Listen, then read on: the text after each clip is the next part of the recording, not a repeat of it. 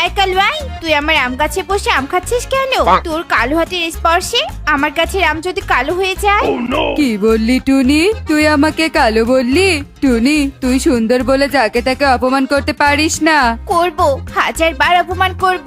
এখন আমার আম গাছ থেকে চলে যাবি নাকি তোকে গলা ধাক্কা দিয়ে তাড়িয়ে দিব? বাবা, তোর কি ভাবরে টুনি? কোনোদিন যদি আমার কাছে সাহায্য চাইতে যাস তবে কিছুতেই তোকে সাহায্য করব না। যা যা, তোকে সাহায্য করতেও হবে না, তোর সাহায্যের কোনোদিনও আমার দরকার পড়বে না।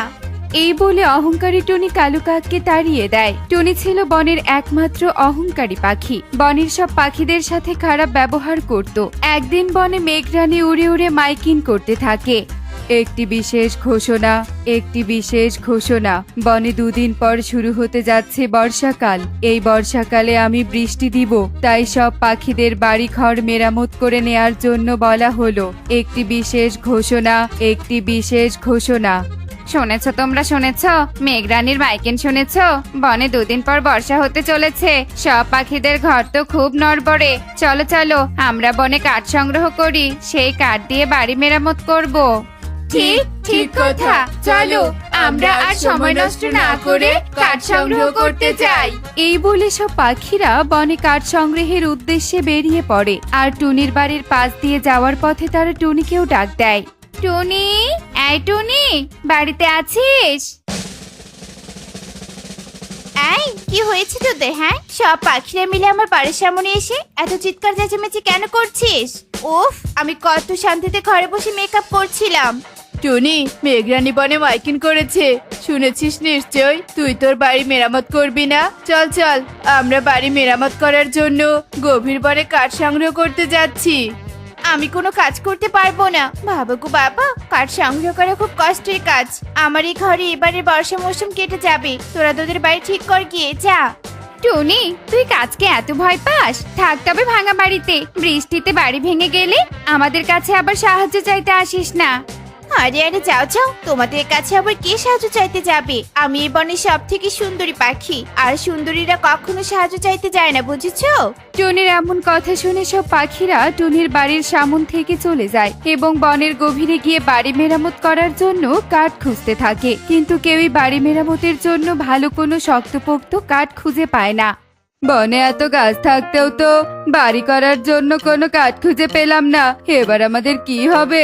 বৃষ্টি শুরু হলে যে বাড়ি ভেঙে যাবে।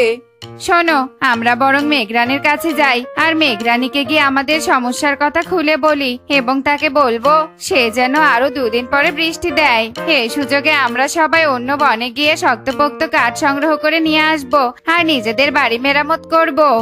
বাহ কবুতর, দারুণ বুদ্ধি দিয়েছিস তো। চলো চলো, আমরা তবে মেঘরানীর কাছে যাই।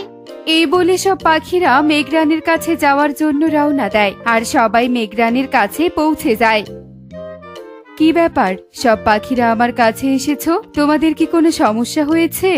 মেঘরানী, তুমি তো 2 দিন পর বৃষ্টি দিবে, কিন্তু আমরা নিজেদের বাড়ি মেরামত করার জন্য শক্তপোক্ত কাঠ সংগ্রহ করতে পারিনি। তাই সব পাখিরা তোমার কাছে বলতে এসেছি, তুমি আরো 2 দিন পর বৃষ্টি দাও, আমরা যেন ভালো কাঠ খোঁজার সময় পাই। কিন্তু এটা তো সম্ভব নয়। আমার মেঘের মধ্যে বৃষ্টির জল অনেক জমে গেছে। আমি তাড়াতাড়ি বৃষ্টি না দিলে যে মেঘকোনা ছিঁড়ে যাবে। হায় হায়, তবে এবার আমাদের কি হবে? এই বৃষ্টিতে যে সব পাখির ঘর ভেঙে যাবে, আমরা ঘরহারা হয়ে যাব। শোনো পাখিরা, তোমরা কোনো চিন্তা করো না, আমার কাছে উপায় আছে।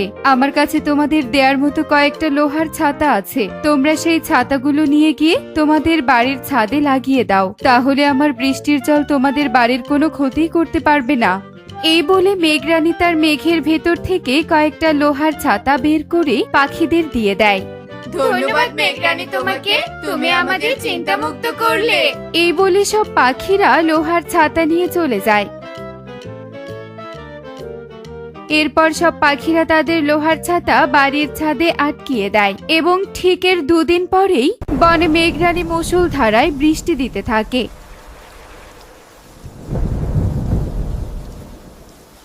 আর সেই বৃষ্টিতে টুনির ভাঙা ছাদ বেয়ে ঘরে বৃষ্টির জল ঢুকতে থাকে।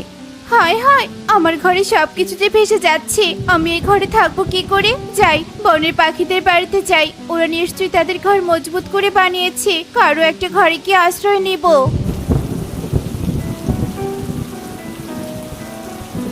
আরে আরে, এ কি আজব দৃশ্য! কালুর বাড়ির ছাদের উপর একটা লোহার ছাতা। কালু, এই কালু, কালু। এ কি টুনি, তুই এত বৃষ্টির মধ্যে আমার বাড়ির সামনে এসে দাঁড়িয়েছিস কেন? আমাকে তোর বাড়িতে একটু আশ্রয় দে না রে কালু। আমার ঘরে ছাদ বেয়ে বৃষ্টির জল ঘরে ঢুকছে। কি, তুই আমার কাছে সাহায্য চাইতে এসেছিস? না না, তুই আমাকে অনেক অপমান করেছিস। আমি তোকে কোনো সাহায্য করব না। খুব তো বলেছিলি এই বনের কোনো পাখিদের নাকি তোর সাহায্যের প্রয়োজন নেই। যা যা, আমি তোকে কোনো আশ্রয় দিব না। আচ্ছা ঠিক আছে, আশ্রয় দিবি না বুঝলাম, কিন্তু তার আগে বল, এই লোহার ছাতাগুলো কোথায় পেয়েছিস? আশেপাশে সবার বাড়ির ছাদের উপর এই লোহার ছাতা দেখছি যে। এই লোহার ছাতাগুলো আমরা মেঘরানীর কাছ থেকে পেয়েছি। মেঘরানী সবাইকে লোহার ছাতা দিয়েছে, তাই আমাদের ঘর ঠিক না করলেও আমরা আরামেই আছি। কি, তোরা সবাই লোহার ছাতা পেয়েছিস আর আমি পাইনি? এক্ষুনি আমি মেঘরানীর কাছে যাব। কেন যে আমাকে লোহার ছাতা দেয়নি, কৈফিয়ত চাইবো। এই বলে টুনি মেঘরানীর কাছে হন্তদন্ত হয়ে ছুটে যায় আর মেঘরানীকে বলে, মেঘরানী, তুমি সব পাখিকে লোহার ছাতা দিয়েছো, আমাকে কেন দাওনি? তোমার বৃষ্টির জলে আমার বাড়ি ভেসে যাচ্ছে। সব পাখিরা যখন আমার কাছে এসেছিল তখন তো তুই আসিসনি, তাই লোহার ছাতাও পাসনি। এখন আমার কাছে কোনো লোহার ছাতা নেই, তাই তোকে কিছুই দিতে পারবো না। কিছুই যখন দিতে পারবে না, তখন তোমার বৃষ্টি বন্ধ করে দাও। তোমার জন্য আমার অসুবিধা হচ্ছে। যদি বৃষ্টি বন্ধ না করে দাও, তবে আমি তোমার মেঘখণ্ড ছিন্ন বিচ্ছিন্ন করে দিব। যত বড় পাখি নোস তত বড় কথা। চলে যা এখান থেকে, নয়তো আমার সব বৃষ্টি তোর উপর ঢেলে দিব। যা এখান থেকে, যা বলছি, চলে যা। এই বলে মেঘরানী টুনিকে তাড়িয়ে দেয়। টুনি মেঘরানীকে আর কিছু বলতে না পেরে সেখান থেকে চলে যায় আর বনে ফিরতে ফিরতে বলে, মেঘরানী আমাকে তাড়িয়ে দিল, এদিকে বনের কোনো পাখিও আমাকে আশ্রয় দিবে না। আমি এভাবে বাইরে ভিজবো আর সব পাখিরা শান্তিতে থাকবে? তা তো হবে না। আমি সবার বাড়ির ছাদ থেকে লোহার ছাতাগুলো চুরি করে নিজের বাড়িতে টাঙিয়ে দিব। হ্যাঁ। যেই বলা সেই কাজ। টুনি মুষলধারায় বৃষ্টিতে সব পাখির বাড়ির ছাদ থেকে লোহার ছাতাগুলো চুরি করে নিয়ে যায় আর নিজের বাড়ির চারপাশে সেই লোহার ছাতাগুলো টাঙিয়ে দেয়। এতগুলো লোহার ছাতার ভার সহ্য করতে না পেরে টুনির বাড়ি গাছ থেকে ধপাস করে মাটিতে পড়ে যায়। সেই সাথে টুনি তার ডানায় ভীষণ ব্যথা পায়। ওরে বাবা রে, ওরে বাবা, কি ব্যথাটাই না পেলাম। আমার ডানা আর নড়তে পারছি না। ওরে বাবা রে, ওরে বাবা। টুনির এমন চিৎকার শুনে সব পাখিরা তাদের বাড়ি থেকে বেরিয়ে আসে আর টুনির কাছে এসে বলে, একই আমাদের বাড়ির লোহার ছাতাগুলো তোর কাছে এলো কি করে? আসলে মানে আমি সবার বাড়ির ছাতাগুলো চুরি করে নিয়ে এসেছি।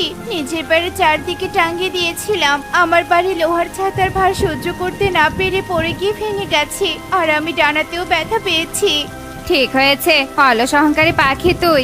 বিনা পরিশ্রমে সব পেতে চাইলে তো এমনই হবে। আমরা কষ্ট করে লোহার ছাতা মেঘরানীর কাছ থেকে এনেছি আর তুই সেটা চুরি করেছিস। ঠিক হয়েছে, চুরির শাস্তি পেয়েছিস। এই চলো চলো, সবাই সবার ছাতা নিয়ে বাড়িতে চলো।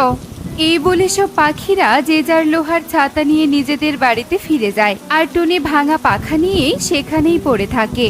হায় হায় রে, আমার এখন কি হবে রে? এই বৃষ্টিতে ঘরটাও ভেঙে গেল, ডানাও ভেঙে গেল। উড়ে উড়ে কোথাও আশ্রয় নিতে পারবো না। হায় হায় রে, এই বৃষ্টিতেই ভিজে থাকতে হবে আমাকে। এভাবেই টুনি তার অহংকার ও অলসতার শাস্তি পায়। এমনই সব মজার মজার শিক্ষণীয় টুনি পাখির গল্প দেখতে আমাদের সাথেই থেকো। আর গল্পটি কেমন হয়েছে তা কমেন্টে জানাতে ভুলো না কিন্তু। Bye bye.